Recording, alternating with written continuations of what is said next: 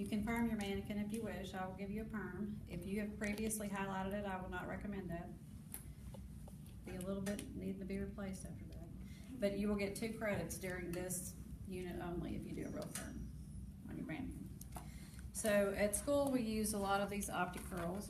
Comes in this box for regular. There's a blue box for Perm, and then there's this orange box for high lift color treated hair.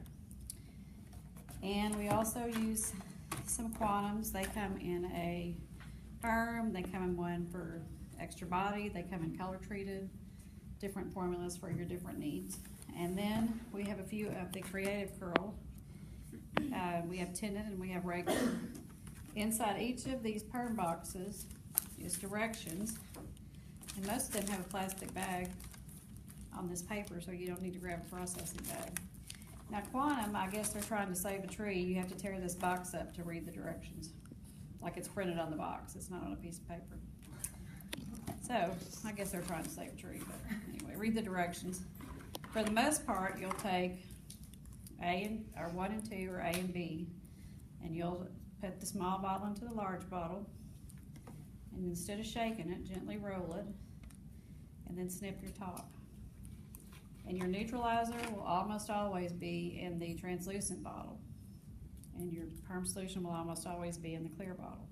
But I mean, read it and see what it says in case the manufacturer changes their mind or something one day about what they're putting it in. If you mix the 2 things together and there's not a strong smell, you probably mixed the wrong 2 things. So, as you've been doing your homework and stuff, you've probably read about acid waves and alkaline waves yet. You're really not going to have to pick up the box and check the pH and figure out what it says, what it is, because most of the time it'll say right here on the box. Variable action acid wave, right here. This one says customized acid wave. This one says, this one just says for resistant or tinted hair. But if you read somewhere on here, I'm sure it says. So basically, you're going to get into a salon. I know none of you are ever going to do perms because you're going to be rich and famous doing something else. But should perms ever come back around, you will probably just decide whichever one you like, and that's the one that you'll use for the most part. So you're going to read the directions, and most of the time it's going to say shampoo first. Light shampoo with clarifying shampoo, no conditioner. Most of the time it's going to say to wrap in water, which I'm going with most of the time because it's not all the time. They're going to tell you to mix your stuff, which was 1 and 2 or A and B. Tell you to apply it. Your processing time will say, like this one says, for normal to lamp hair, 10 to 20 minutes, and so on. We have you check it in 5 or 10 minutes. If the hair is really compromised, we might have you check it in 5 minutes, but in 10 minutes usually. And then most of the perms will process 20 to 25 minutes because that's a normal processing time. But you do keep checking it, and when you're checking it, you're going to unwrap it a halfway, and what you're going to hope to find is an inside-out S, just like that. That means that it's ready. So let's get the perm solution on, and then I'm going to take you to the bowl and show you how to rinse it and all that fun kind of stuff. Oh, and most of the time in the salon, well, every time in the salon really, this isn't state board, it's just something I do. I take these picks and pick the bands up off of the hair all over before I put the perm solution on, because what the waving lotion does is break down your disulfide bonds, and when your disulfide bonds are broken, it means that the strength of your hair is scattered all about everywhere until you put the neutralizer on it. So when you've got these clients laying in the shampoo bowl, rinsing it, those bands are putting a tension on the hair. So if the disulfide bonds are already broken, they easily can be broken, and you can have breakage in the hair. So I like to protect the bands up off of the hair. So you would do a chemical drape, of course. Of course, I don't have a clip. Anybody got a clip in their pocket? Maybe I can tuck it. So she would have a chemical drape. Y'all know what that means? Mm-hmm. What does that mean? Towel drape. Towel drape towel.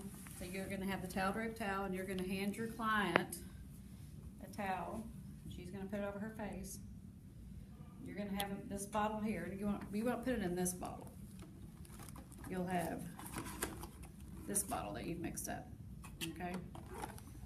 I couldn't find an empty one, but, so I just grabbed that one. So you're gonna apply it to each rod twice. You're gonna be able to see if I do it that way. So apply it to the top. This is a bad deal here.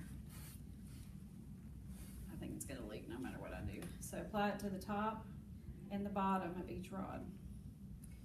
This is what we have you do for tests too. Gosh, don't use this bottle on your test. So that's what we have you do for the test as well. So don't just go, I'm done. Don't do that. Go in a methodical method in some pattern, putting it on the top and the bottom of each rod. Okay? So most of the time on the clients, I tell them to lean their head back and start up here and go back. And they'll keep their towels. I can't do that anymore, I'm making a mess. And they'll keep their towels.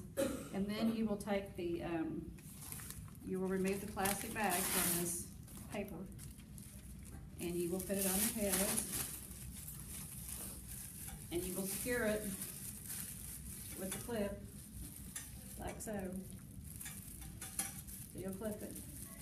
And you'll set your timer, and don't go to lunch or take a nap or go on break. Stay there with your client, because if this cotton starts burning or something, then you have to get it off. Or if it gets in their eyes, you have to flush their eyes, so you need to stay there with them. So when your processing time is up and we have determined that the curl is ready, it's time to go rinse it. So we're gonna have to go to the lab for the rinsing portion of it. Now this is now neutralizer, okay? This is now this bottle, okay? So let's go to the lab and I'll kind of show you how to get them in a bowl to rinse them without drowning them.